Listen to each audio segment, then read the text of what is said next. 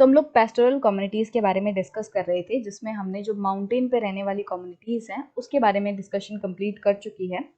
उसमें हमने जो जम्मू एंड कश्मीर में रहने वाले गुज्जर बकरवाल्स हैं उनके बारे में पढ़ा, और उसके बाद हिमाचल प्रदेश में रहने वाली जो कम्युनिटी है गड्डी शेफर्ड्स की, उसके बारे में डिस्कशन की और देखा कि किस तरीके से वो सीजन वाइज मूव करते हैं, कि समर्स में वो जो माउंटेन्स हैं उसके ऊपर चले जाते हैं, टॉप पे चले जाते हैं, और ठंडियों में वो लोअर हिल्स पे आके रहते हैं।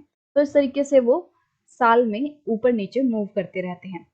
फिर हमने प्लेट्यू पे रहने वाली जो कम्युनिटीज़ हैं उनके बारे में डिस्कशन स्टार्ट की थी, जिसमें हमने महाराष्ट्र की धनगर कम्युनिटी के बारे में पढ़ चुका है।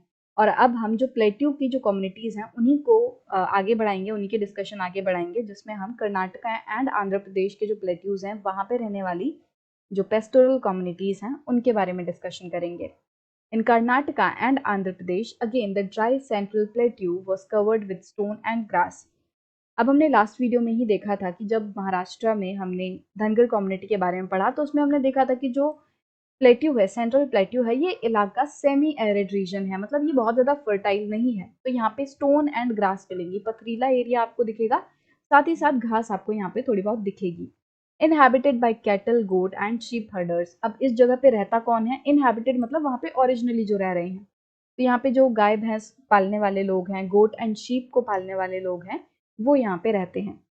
The Gollas herded cattle. अब जो कम्युनिटी कैटल्स की हर्डिंग करती है, मतलब गाय भैंसों को पालती है, वो गोला की कम्युनिटी है, गोलाज हैं वो। और जो कुरुमाज एंड कुरुबाज हैं वो शीप एंड गोट की रेयरिंग करते हैं। मतलब गोलाज हर्ड करते हैं कैटल को, और जो कुरमाज एंड कुरबाज हैं वो जो शिप है और मतलब भेड़ और बकरियां हैं उनको वो पालते हैं, और उसके बाद वो ब्लैंकेट को मतलब कंबल को बुनते हैं, और बुनने के बाद वो उसको बेच देते हैं।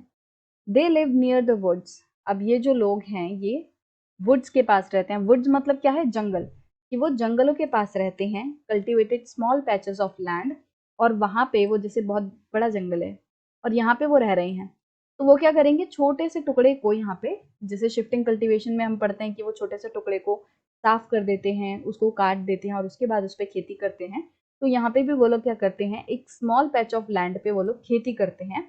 engaged in a variety of petty trades and took care of their herds। तो वो एक छोटे से हिस्से पे खेती करते हैं। पेटी ट्रेड्स मतलब छोटे मोटे कामों में वो इंगेज रहते हैं, कि जो जानवरों का दूध वगैरह है वो बेच दिया, और एनिमल प्रोडक्ट से जैसे दूध से दही बना के, घी बना के बेच दिया। तो इस तरीके से वो छोटे मोटे कामों में, या और कुछ ब्लैंकेट वगैरह बनाते हैं जैसे, वो इस तरीके के कामों में वो इंगेज रहते हैं और अपने जानवरों की देख रेख करते हैं, और यहाँ पे खेती भी करते हैं ताकि अपने लिए जो अनाज है वो उगा पाए। Unlike the mountain pastoralists, it was not the cold and snow that defined the seasonal rhythms of their movement. Rather, it was the alteration of the monsoon and dry season. अब जब हमने माउंटेन वाली communities के बारे में पढ़ा था उसमें हमने देखा था कि वो लोग सीजनल मूवमेंट करते हैं। मतलब वो क्या करते हैं कि जब सर्दी होती है तो वो नीचे आ जाते हैं, शिवालिक के जो फुट हिल्स हैं वहां पे रहते हैं, क्योंकि सर्दियों में ऊपर बर्फ जमी होती है और वहां पे सरवाइव करना पॉसिबल नहीं है। तो वो लोग क्या करते हैं, अपने जानवरों के साथ नीचे आ जाते हैं। यहाँ पे उन्हें ड्राई जो स्क्रब फॉरेस्ट हैं वो मिलते हैं, जो कि उनके जानवरों को अच्छा चारा प्रोवाइड करा देते हैं। और फिर गर्मियों में क्या होता है कि ऊपर की बर्फ पिघल जाती है, पिघलने के बाद वहाँ पे हरी हरी घास उग जाती है, तो वो लोग क्या करते हैं, ऊपर चले जाते हैं, जिससे उनके जानवरों को बहुत ही न्यूट्रिशियस घास जो है वो मिल जाती है खाने को। तो उनका जो मूवमेंट है ऊपर और नीचे करने का, वो बेसिकली किस पे डिपेंड कर रहा है? सर्दी और गर्मी पे, इन सीजन्स पे डिपेंड कर रहा है। बट हमने लास्ट वीडियो में जब हम महाराष्ट्र की कम्युनिटी के बारे में डिस्कस कर रहे थे, धनगर कम्युनिटी के बारे में, तब हमने पढ़ा था कि उनका मूवमेंट करने का जो रीजन है वो मॉनसून है। कि जब मॉनसून आता है तो वो लोग प्लेट्यू पे रहते हैं, क्योंकि मॉनसून के टाइम पे यहाँ पे हरी हरी घास उग जाती है। बट जब मॉनसून नहीं रहता है तो वो लोग कोस्टल एरिया में चले जाते हैं, क्योंकि कोस्टल एरिया में वहाँ पे उन्हें अच्छी घास मिल जाती है, साथ ही साथ उनके जो कोनकनी पेजेंट्स हैं वो उनका वेलकम करते हैं, वो उनको अपने खेतों में उगे हुए जो अनाज हैं वो दे देते हैं। उनके शीप वगैरह जो हैं वो उनके खेतों पे मैन्योर प्रोवाइड करते हैं। तो मतलब बेसिकली वो लोग क्या करते हैं, वो लोग मॉनसून के टाइम पे प्लेट्यूज पे रहते हैं, और जब मॉनसून नहीं होता उस टाइम पे वो लोग कोस्टल एरिया में शिफ्ट कर जाते हैं। तो इनका बेसिक जो रीजन है मूव करने का वो मॉनसून है एंड ड्राई सीजन है, right? In the dry season they move to the coastal tracts. जब सूखा टाइम होता है, जब गर्मी वाला टाइम होता है, तो वो लोग क्या करते हैं, वो लोग कोस्टल एरियाज पे चले जाते हैं।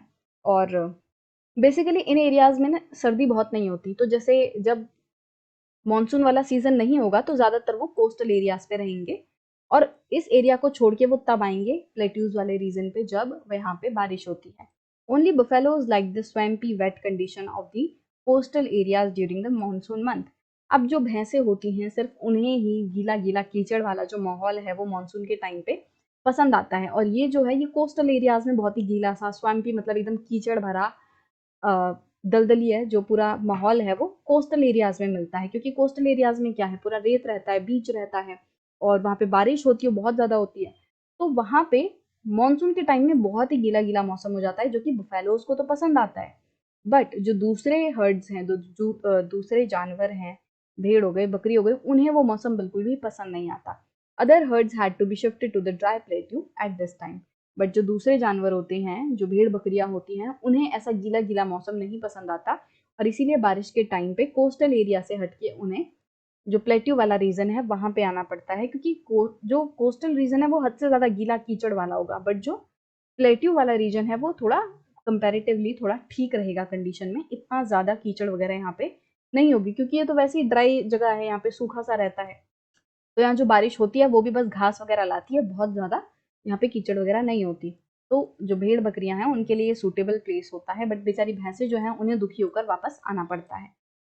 बेसिकली कर्नाटका एंड आंध्र प्रदेश में भी जो मूवमेंट हो रही है प्लेट्यूज एंड कोस्टल रीजन के बीच में, वो मानसून पे डिपेंड कर रही है, मानसून एंड ड्राई सीजन पे।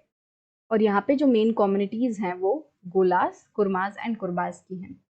तो आपके जो एग्जाम्स है उसमें हो सकता है छोटा नोट आ जाए कि आप कर्नाटक एंड आंध्र प्रदेश की जो पेस्टोरल कम्युनिटीज हैं उनके बारे में शॉर्ट नोट लिखो, या फिर महाराष्ट्र की धनगर कम्युनिटी के बारे में लिखो, या फिर कोई बड़ा क्वेश्चन आ सकता है कि आप प्लेन प्लेट्यूज एंड डेजर्ट में रहने वाली कम्युनिटीज के बारे में डिटेल में बताओ। तो इस तरीके से क्वेश्चन आ सकता है, तो आप इनकी मेन कम्युनिटीज के नाम पढ़ लो, और बेसिक आपको पता ही है कि प्लेट्यूज पे रहते हैं तो प्लेट्यू एंड कोस्टल रीजन के बीच में मूव करेंगे, और वो भी किस बेसिस पे करेंगे, मानसून एंड ड्राई सीजन के बेसिस पे करेंगे।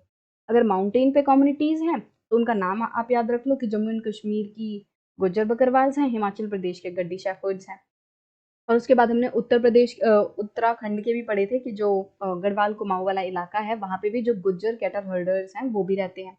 अब ये किस लिए मूव करते हैं पहाड़ों पे, ये लोग इसीलिए मूव करेंगे क्योंकि एक टाइम पे सर्दी बहुत ज्यादा होती है और गर्मी होती है। जब सर्दी होती है तो ऊपर बर्फ जमी होगी, तो ये लोग नीचे आ जाएंगे, और गर्मी होती है तो ऊपर की बर्फ पिघल जाएगी, तो ये लोग ऊपर चले जाएंगे। तो बेसिकली ये इनका मेन कारण रहता है मूव करने का। अब नेक्स्ट वीडियो में हम बंजारास के बारे में पढ़ेंगे, और वो किस तरीके से मूव करते हैं, उनकी कैसी लाइफ है, उसके बारे में आइडिया मिलेगा।